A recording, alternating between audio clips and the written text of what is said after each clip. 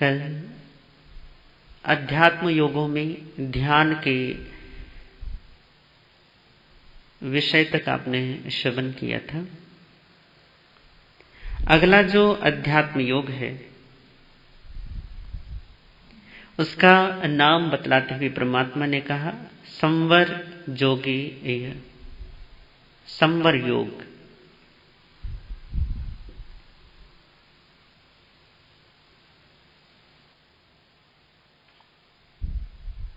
संवर के विषय में हमारी पहले थोड़ी सी चर्चा हुई। वहां पर केवल संवर अध्यात्म योग था, यहां पर संवर योग शब्द है।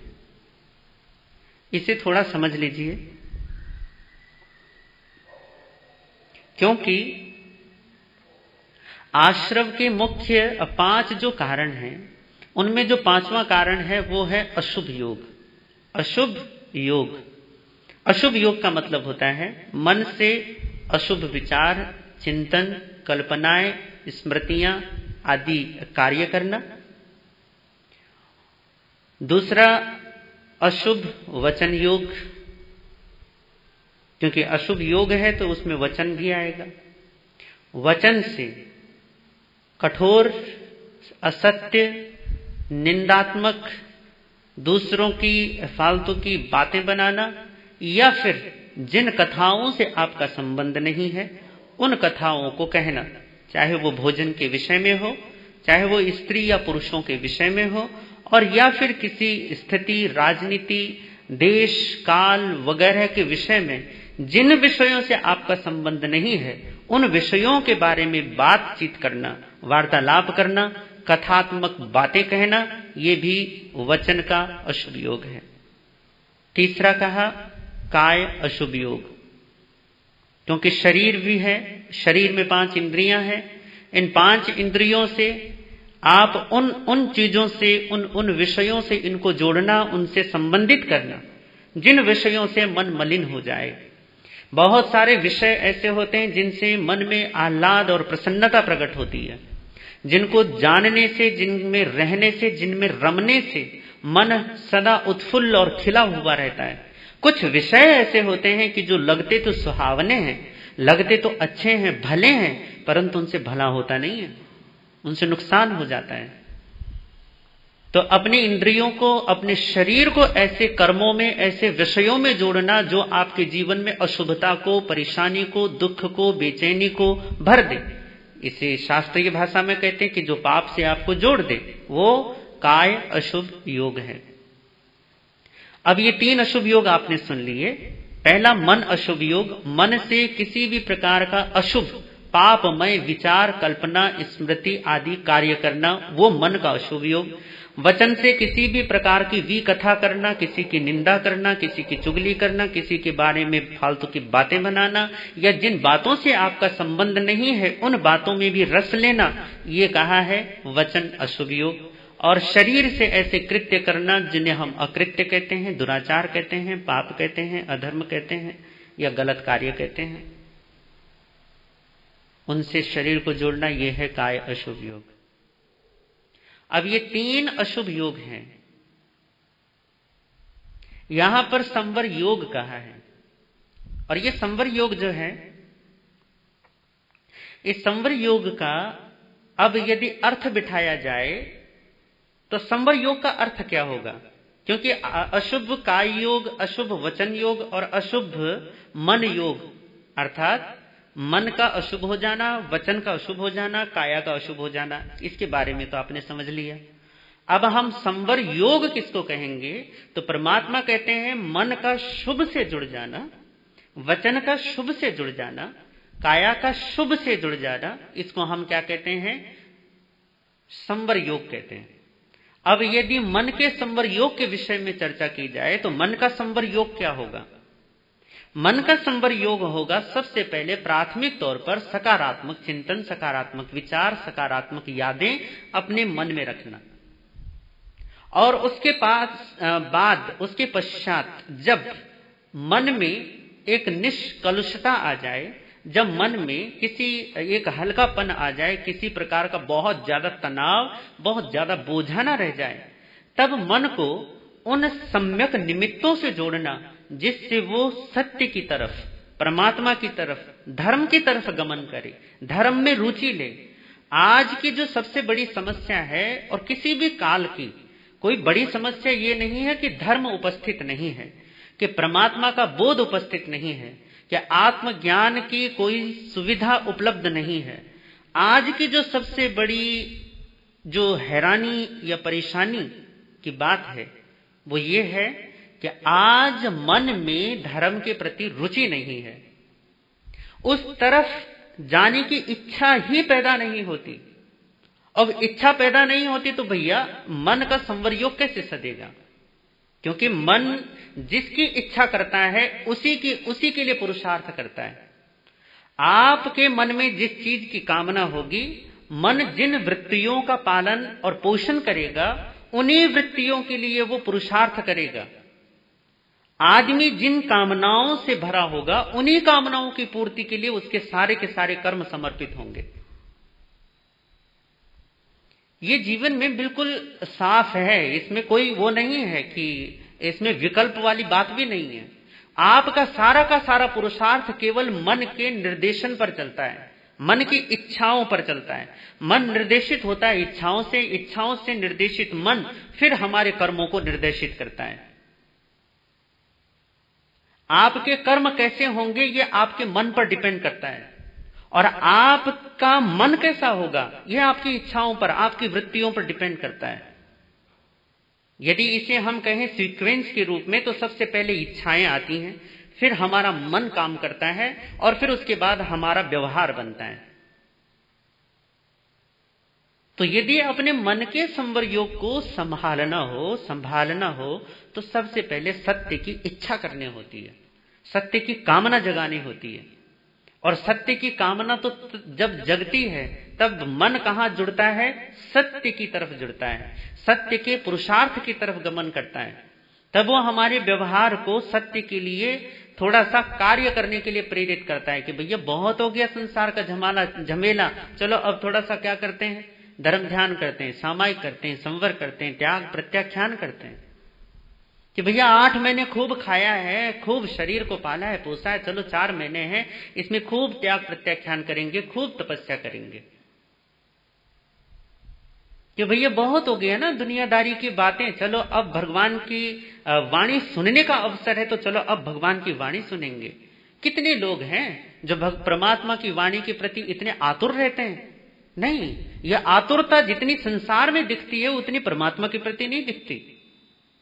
ये उत्सुकता जितनी दुनिया के प्रति दिखती है उतनी धर्म के प्रति नहीं दिखती। यही मन की सबसे बड़ी बीमारी है कि वो जो सार्थक है उससे आपको जुड़ने ही नहीं देता, क्योंकि कामनाओं में तो संसार भरा पड़ा है, इच्छाओं में तो केवल और केवल दुनियादारी बसी पड़ी है। जब केवल इच्छाओं में दुनिया ही होगी तो पुरुषार्थ किसका होगा? दुनिया का होगा। आप यदि इच्छाएं केवल और केवल संसार की करते हैं तो पुरुषार्थ भी केवल संसार का ही होगा। तो मन की पहले सफाई, और उस सफाई में परमात्मा के बीज, धर्म के बीज बो देना, ताकि वो सम्यक निमित्त से जुड़ सके, स्वाध्याय में रस ले सके, परमात्मा की वाणी में रस ले सके, महापुरुषों के बोध वचनों के प्रति अपने मन में लालसा जगा सके। और केवल इतना ही नहीं, बल्कि अपने साथ साथ अन्य अंतःकरणों को की शुद्धि पर भी ध्यान दे सके, उसकी तरफ गमन कर सके। ये मन का संवर योग है। और एक चीज हमेशा याद रखिएगा, अध्यात्म में चलते समय आपको मन के साथ बड़ा सावधान रहना पड़ता है, बहुत सावधानी की जरूरत होती है। मन के पास इतने तर्क हैं आपके कर्मों को सही सिद्ध करने का, मन के पास इतने तर्क हैं आपके गलत में लिप्त हो जाने का, अशुभ की तरफ जाने का, इतने तर्क हैं कि आप हैरान रह जाएंगे कि इतने सारे तर्क मन उपस्थित कर सकता है। और वो सारे के सारे तर्क हमेशा सही होते हैं, उसमें गलत कुछ भी नहीं होता। परंतु जीवन जो है ना, वो आपके तर्कों से साबित नहीं होता। जीवन सिद्ध होता है, जीवन साबित होता है आपकी शांति से, आपके आनंद से। अपनी परीक्षा कीजिए। आज तक आपने मानसिक तर्कों के द्वारा इतने सारे विषयों का भोग किया है, संसार की तरफ इतना भागे हैं, दुनिया के लिए इतना पुरुषार्थ किया है। आप देखो ना, खुद से पूछिए कि क्या मैं आनंदित हूं? क्या मैं कलह कलेश से ऊपर हूं? क्या मैं निरपेक्ष रह पाता हूं? क्या सुख और दुख में, निंदा और प्रशंसा में समान रह पाता हूं? क्या मेरे भावों की जो डावाडोल स्थिति है, क्या उस डावाडोल स्थिति पर जरा भी मेरा वश है? जरा भी वो मेरे हाथ में है? ऐसे तो नहीं कि हवा का इधर का झोंका तो इधर बहता हूं, उधर का झोंका तो उधर बहता हूं। कहावत आती है ना कि गंगा गए तो गंगा दास, जमुना गए तो जमुना दास। बेपेंदे का लोटा तो नहीं हो ना। यदि जीवन घड़ी के पेंडुलम की तरह है, बस रति अरति, राग द्वेष, अनुकूल प्रतिकूल, तो समझ लो कि गड़बड़ी है। क्योंकि ऐसा झूलता हुआ मन कभी आपको शांति नहीं दे सकता, आपको आनंद नहीं दे सकता, आपको धर्म का सुख नहीं दे सकता। कारण यह है कि वो संसार में ही सुख देख रहा है, संसार में ही आनंद खोज रहा है। तो मन का संवर योग ये है कि मन की शुद्धि पर, मन अंतःकरण की शुद्धि पर ध्यान दिया जाए। मन का संवर योग यह है कि मन को सद निमित्तों से जोड़ दिया जाए। मन का संवर योग यह है कि उसे मंदिर से जोड़ दिया जाए। मन का संवर योग यह है कि उसे परमात्मा का नाम दे दिया जाए। सुना है कि एक सेठ एक साधु के पास गया, भक्त था महात्मा जी का, और बोला, गुरुदेव सब है पर शांति नहीं है। तो कहा, करे शांति क्यों नहीं है? शांति तुझे शांत होने से कौन रोकता है? क्या बाधा है? करे बस इतना काम धंधा व्यापार इतना सारा, बस ऐसे क्या बताऊं मैं, बड़े झमेले हैं गुरु महाराज। तो गुरु महाराज ने कहा, तुम चाहते क्या हो? करे बस कुछ नहीं, शांति चाहता हूं, आराम चाहता हूं, विश्राम चाहता हूं। आप तो कुछ ऐसा आशीर्वाद दे दो कि मेरे काम बस बैठे बिठाए अपने आप होते चले जाएं। गुरु महाराज ने कहा, ठीक है, हो जाएगा। करे सचमुच में हो जाएगा? मुझे कुछ नहीं करना पड़ेगा ना? करे बिल्कुल कुछ नहीं, तुम्हें तो बस आदेश चलाना है कि करना क्या है, होना क्या, और काम हो जाएगा। करे अच्छा, करे ऐसा, करे ऐसा कौन सा उपाय है आपके पास? करे उपाय है। तो उन्होंने आवाज लगाई, अरे रामू। तो एकदम से पता नहीं आकाश में से, हवा में से कहां से एक भूत प्रकट हुआ और कहा, जी गुरुदेव आदेश। करे देखो ये सेठ जी हैं, तुम्हें इनकी सेवा करनी है। करे अच्छा जी गुरुदेव, आज के बाद मैं इनकी सेवा में जो ये बोलेंगे उनकी आज्ञा का पूरा पालन होगा, आदेश इधर और काम हो जाएगा। तो सेठ जी बड़े खुश कि वाह, मुझे तो एक नौकर भूत मिल गया, इतना बढ़िया, काम करने की जरूरत नहीं पड़ेगी, बस मुंह से जबान निकाली, आवाज निकाली और काम पूरा। पर जैसे ही सेठ जी जाने लगे तो महात्मा जी बोले, ओ रुको थोड़ा सा सेठ जी, सुनो। करे जी गुरुदेव।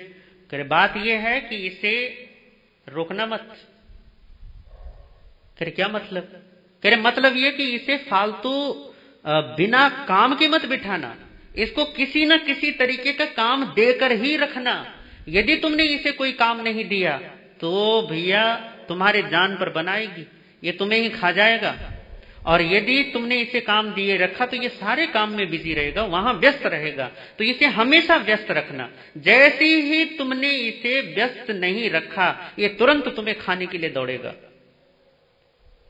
और कोई बात नहीं, इतना बड़ा काम धंधा मेरा, इतना बड़ा व्यापार, इतना बड़ा मेरा पसारा फैला हुआ है पूरी दुनिया में, बड़े बड़े समुद्री बेड़े मेरे चलते हैं, बड़े बड़े नगरों में, बड़े बड़े देशों में मेरा व्यापार फैला हुआ है, तो लगाए रखूंगा मैं इसको काम में कि जा करता रहे काम। साधु हंसे। वो आया घर पे और जैसे ही बैठा वो आ गया रामू भूत। स्वामी आज्ञा दीजिए, क्या करूं? तो सेठ जी के पास कौन से काम की कमी थी? कह दिया जा वहां ये काम कर ले, वहां ये काम कर ले। पर क्या, अब वो कोई इंसान तो था नहीं ना कि इंसान की तरह टाइम लगाए, वो तो था भैया प्रेत। अब भूत जाके तुरंत चुटकी बजाए और चुटकी बजाती काम पूरा, और वो 2 मिनट में वापस आ जाए। वो भेजे किसी दूसरे देश में कि जा वहां उस देश में मेरा ये काम अटका पड़ा हुआ है और तुम्हें ये काम करना है। वो तुरंत जाए, इधर जाए और इधर आ जाए। कहा स्वामी हो गया। महीनों नहीं बल्कि सालों में होने वाले कामों को भी वो मिनटों में कर देता था। और मिनटों में करीब 2 दिन में ही सारे काम सेठ के सारे काम खत्म, कोई काम नहीं रहा बताने के लिए। अब जब उसे कोई काम नहीं रहा, वो आया सामने खड़ा और कहा मालिक काम बताइए। अब मालिक के तो सारे काम खत्म। अब मालिक क्या काम बताए उसे कि भैया हाँ ये कर ले, मालिक के तो सारे काम ही बन गए। अब क्या बताए, एकदम से उसे समझ में नहीं आया कि मैं क्या काम बताऊं इसे। तो सेठ को बड़ी घबराहट, क्योंकि गुरुजी ने कहा कि भैया यदि इसे काम नहीं बताया जाएगा तो ये तुरंत तुम पर धावा बोलेगा, तुम्हें खा जाएगा ये। अब सेठ क्या करे, कहते रुक सोचने दे। करे सोचने का मतलब नहीं है, यदि आपने काम नहीं बताया थोड़ी देर में तो मैं आपको बस, बाबा जी ने वचन दिया है, मैं वचन पूरा कर दूंगा, आपको पता है। तो भैया अब सेठ के प्राणों पर बना। अब वो भागा गुरु महाराज के पास, और गुरु महाराज के पास गया और कहने लगा कि गुरुदेव बचाओ बचाओ। करे क्या हो गया भाई? करे आपने वो भूत, करे 2 दिन में, तू तो कह रहा था बड़े जीवन लग जाएंगे, 2 दिन में सारे काम हो गए। करे हाँ गुरुदेव, उसने तो पता नहीं 2 दिन में चमत्कार कर दिया, सारे काम सुधार दिए मेरे। करे फिर समस्या क्या है? करे समस्या वही जो आपने बोली थी। अब उसे क्या काम बताऊं? बोलता है काम बताओ नहीं तो खा जाऊंगा। अब तो बचने के लिए आपके पास आया हूं। महात्मा जी ने उसके कान में कुछ बोला और वो आया खुशी खुशी। उसके घर में रखा हुआ था एक बड़ा डंडा, उसने वो जमीन में गाड़ा और वो बोलता है मालिक काम का। करे ये डंडा दिख रहा है? करे हाँ। करे चल इसके ऊपर नीचे, इसके ऊपर हो नीचे हो, ऊपर हो नीचे हो, बस यही करता रहे और तब तक करता रहे जब तक दूसरा काम ना बता दूं। लगा दिया उसको डंडे पे, कभी ऊपर होता कभी नीचे होता, ऊपर नीचे ऊपर नीचे। पता है ये कथा हमारे मन की है। मन को सदा कुछ ना कुछ चाहिए करने के लिए, ये खाली नहीं बैठ सकता। आप खाली बैठ सकते हो, आप इस समस्या से ग्रसित हो सकते हो कि भैया कोई काम नहीं है, बाजार में मंदी है, बस दुकान पर बैठकर मक्खियां गिननी पड़ती हैं। आजकल बड़ी समस्या चल रही है और ये सचमुच में सोचनीय बात है। बड़ी दूर दूर से पता है संदेश आते हैं कि गुरुजी बड़ी समस्या में उलझ गए हैं, भूखे मरने की नौबत आ गई है, मरना चाहते हैं, जीवन समाप्त करना चाहते हैं। अब भैया हम तो खुद ही मांगते हैं, हम क्या कर सकते हैं। पर आप लोगों से कहना चाहता हूं कि अपने आसपास देखिए, यदि आपके पास है देने के लिए, आपके पास है करने के लिए किसी और का, तो ऐसे लोगों को देखें जिन लोगों को सचमुच में आज की इस दौर में, इस संकट की घड़ी में सबको जिनको जरूरत है उनके काम आइए, उनका सहयोग कीजिए। कोई बहुत कुछ ऐसे लोग होते हैं जो सामने आकर नहीं बोलते, जो सामने आकर आपसे मांग नहीं कर सकते, पर आपको जानना चाहिए, उन लोगों की खोज खबर लेनी चाहिए। केवल और केवल संकट की घड़ी में अपना ही अपना करते रहेंगे, अपना ही अपना भरते रहेंगे, तो भैया वक्त तो आपका भी आएगा, सभी का आएगा। और इस संकट की घड़ी में तो वैसे भी आपको जानकारी रखनी चाहिए, अपने आस पड़ोस की तो खास तौर पर रखनी चाहिए। पर खैर वो भूत तो अपने काम में लग गया, पर आपका अपना प्रेत जो है वो काम में लगा है या नहीं लगा? आपने जो ये पाया है एक भूत अपनी सेवा में, क्या इसको कोई काम दिया है? अब दिया तो है आपने, ऐसा नहीं है कि नहीं दिया है, दिया तो है, काम तो उसको मिला हुआ है। आप बैठे रहते हैं खाली, वो लगा रहता है, वो भागता रहता है, दौड़ता रहता है, पर आपने उसे ऐसा काम दे दिया है कि वो आपका बिगाड़ करता है। उससे आपके जीवन में किसी प्रकार का उजाला पैदा नहीं होता, कोई सुगंध पैदा नहीं होती, दुर्गंध और आने लग जाती है। आपके जीवन में किसी प्रकाश की तो उम्मीद ही नहीं, बल्कि अंधेरा और गहन होने लग जाता है। ऐसे काम उसको दे रखे हैं आपने। मन जो है वो सत्व की तरफ न भागकर तमस और रजस में ही उलझा रहता है। सारा समय संसार और संसार की चिंता में व्यस्त ये मन हमारे जीवन को इतना मलिन कर देता है कि जीवन जीवन ही नहीं रह जाता। पता नहीं क्या बना देते हैं हम इससे। कबीरदास जी के एक गीत है कबीरदास जी का ना, कि ज्यों की त्यों धर दीनी चदरिया, कि राम से मुझे एक चादर मिली थी और हे राम ये ले, तेरी चादर जैसी तूने दी थी वैसी की वैसी मैंने लौटा दी। आप कह सकते हो क्या कबीरदास की तरह कि प्रभु जैसे तूने चादर दी थी ऐसी चादर मैंने वापस लौटा दी, बल्कि और साफ कर दी है, बल्कि और सुरक्षित बना दी है, बल्कि और भव्य मैंने इसको बनाया है। कह सकते हो? हजारों दाग नहीं, बल्कि इतने मलिन हो गया है कि चादर की तो पहचान ही नहीं रहेगी, तो कुछ और हो गई है। तो ये स्थिति तब होती है जब जीवन में संवर योग नहीं होता। मन का संवर योग का मतलब है कि उससे किसी दिव्य वस्तु के साथ जोड़ दो। वो गुरु हो सकते हैं, वो ग्रंथ हो सकते हैं, वो परमात्मा का कोई स्वरूप हो सकता है। तुम कृष्ण की पूजा करते हो, तुम शिव को मानते हो, कि तुम महावीर या बुद्ध या किसकी पूजा करते हो, इससे क्या लेना देना है। बस ये है कि किसी ऐसे दिव्य सत्ता के साथ अपने मन को जोड़ दो जो तुम्हारे मन में किसी भी प्रकार की कलुषता और मैल पैदा ना होने दे। कोई ऐसा विचार, कोई ऐसा तनाव, कोई ऐसी चिंता, कोई ऐसा शोक पैदा ना होने दे जो मन को ग्रसित करके जीवन को ही बर्बाद कर डाले। ऐसा तत्व तो केवल और केवल सत्य ही है, केवल परमात्मा ही है, केवल सदगुरु ही है, केवल बोध के वचनों से भरे हुए वो ग्रंथ ही हैं जो हमारे मन की शुद्धि करते हैं, हमारे मन को हल्का रखते हैं, हमारे मन में प्रसन्नता के बीज बोकर उसे हमेशा खिला हुआ उत्फुल्ल रखते हैं, जो उसको सुगंधमय बनाते हैं। और आपने गजब की बात यह है कि इन सारी निमित्तों को तो तिलांजलि दे रखी है। सुबह से लेकर शाम तक, शाम से लेकर सुबह तक, यदि सपने भी आते हैं तो सपनों में भी आपका संसार ही है। तो आपका बताओ कि संवर योग मन का कैसे सधेगा, कैसे होगा?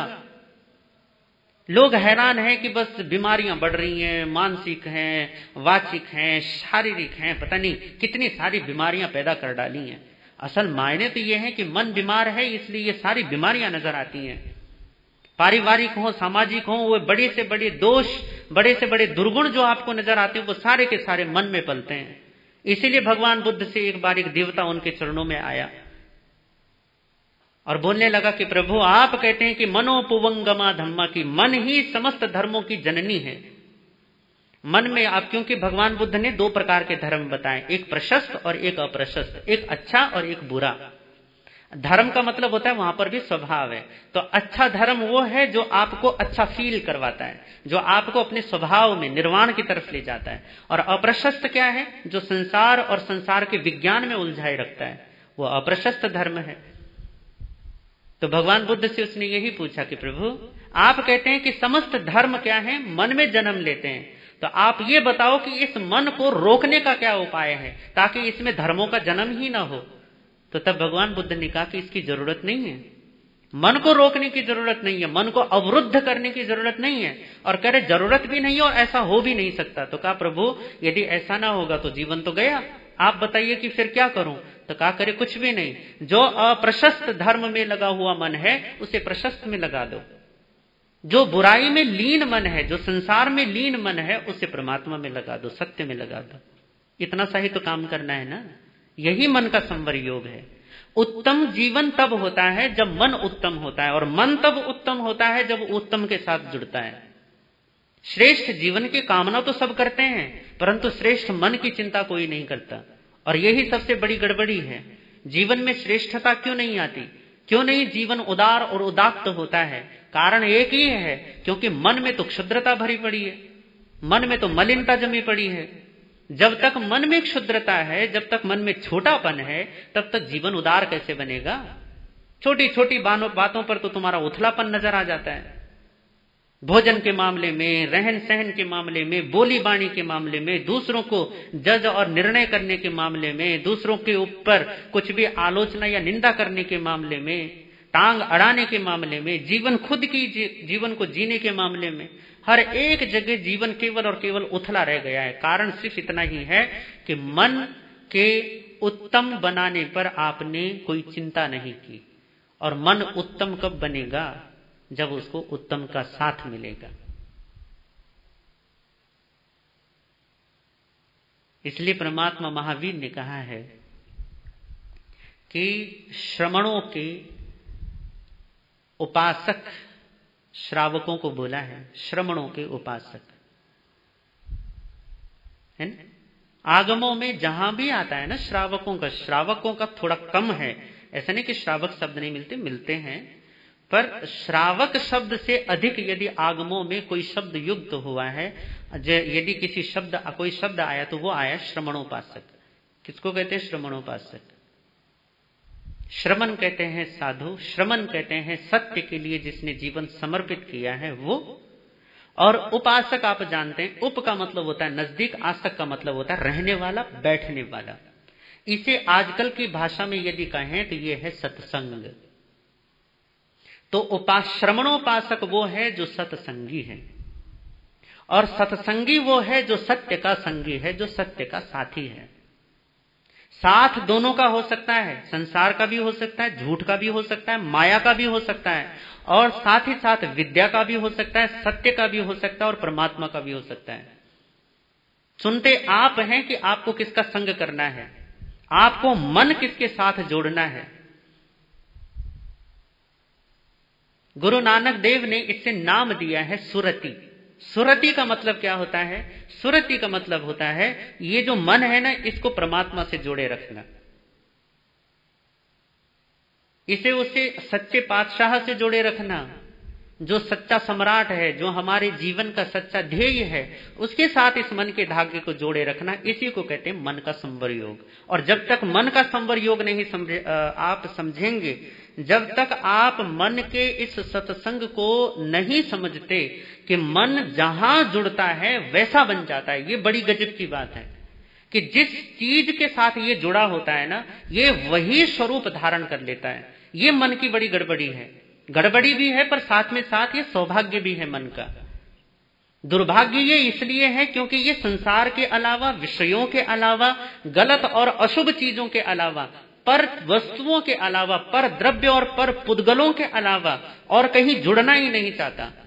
बच्चों में जुड़ा रहता है, पति पत्नी में जुड़ा रहता है, संसार में जुड़ा रहता है, धन व्यापार में जुड़ा रहता है, मित्र दोस्तों में जुड़ा रहता है, विषयों और भोगों में जुड़ा रहता है, और वैसा ही हो जाता है। जिसके साथ जुड़ेगा वैसा हो जाएगा, ये मन का स्वभाव है। यदि ये धन के साथ जुड़कर धन जैसा हो जाता है, लालची और लोभी हो जाता है, तो भाई परमात्मा के साथ जुड़कर क्या परमात्मा जैसा ना होगा? होगा।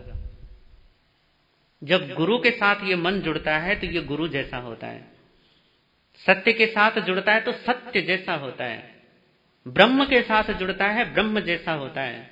और ब्रह्म तो सच्चिदानंद है, जो सत्य है, जो चैतन्य है और जो आनंद युक्त है। यदि ब्रह्म के साथ जुड़ा हुआ मन है तो वो भी सच्चिदानंद स्वरूप होता है, और ऐसा सच्चिदानंद स्वरूप मन ही आपको अपने स्वभाव में ले जाता है। विषय और वासनाओं में उलझाया हुआ मन केवल आपको चिंता देगा, तनाव देगा, शोक देगा, विचार देगा। बस संसार की चिंता घुटते घुटते घुटते घुटते एक दिन निकल लोगे दुनिया से। जाना तो है ही संसार से, आपको कोई नहीं बचेगा यहाँ, सबको जाना है। अच्छे भी जाएंगे, बुरे भी जाएंगे, राम भी जाएगा, रावण भी जाएगा, पर दोनों के जाने में फर्क होगा। जो विषयों और वासनाओं को पालकर उसके संग जीकर अपना जीवन जाएगा और रोता हुआ जाएगा, और दूसरे फिर से एक नई यात्रा आरंभ करेगा। पर जो परमात्मा का संग करेगा, जो राम का संग करेगा, जो वीत राग देव का संग करेगा, उसे जीवन में आनंद की उपलब्धि होगी। असल मायनों में जीवन उन्होंने ही जिया है। तो मन का संवर योग का मतलब है मन को किसी अच्छे निमित्त के साथ जोड़ दो, क्योंकि जिस निमित्त के साथ ये जुड़ेगा वैसा ही अपना रूप धारण कर लेगा।